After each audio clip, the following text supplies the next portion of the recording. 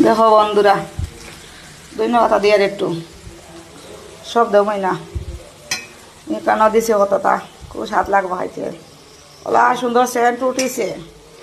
তারপরে চাউল পেস্ট করিয়া দিছি, একটু বেসন দিয়েছি, এখন খসলা দিয়ার ওলা সুন্দর সেন্ট উঠিছে। দেখো না, সবটা দিয়ে খসলাই একটু রাখি, তারপরে আর একটু বেসন দিয়া দেওয়ার সময় বানাই, খুব ভালো লাগবো খাইতে। হ্যাঁ, দেওয়া লাগতো না, মনে হয় বেসন চাউল লাগছে আন্দাজি। খসলাইয়ে রাখলে আর নরম হয়ে যাইব,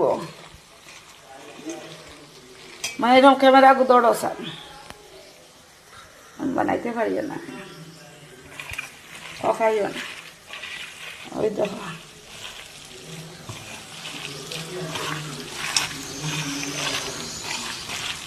ও স্বাদ লাগবে রে ভাই, খাইমু খালি খালি কয়টা খাইমু, খালি পেটর লাগবে ওয়ালা।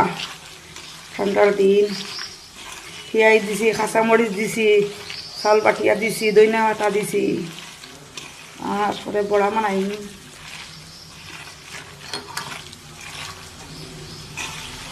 আমি সেদিন বানাইছিলাম, অল্প করিয়া আসলাম, আর খাইয়া তো ভালো লাগছে। মনে হয় আরেকদিন কালকে বাজার গেছি গিয়ে খাইয়া দেখি লইয়াই তো সুন্দর একটা সেন্ট বাড়াইছে। এটা মধ্যে থাকি মজিয়া একটু কিছু দেওয়া লাগতো না, বেসন টেসন আর চাউল দিছি না, মশা তাহলে খাইতে বড় অনেক তো ডাকিয়ে রাখলে মজিব।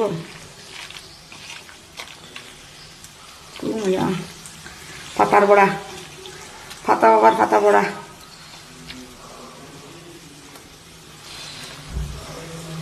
হয়ে গেছে। আমার শাক বানাই আর ওদিকে দেখো।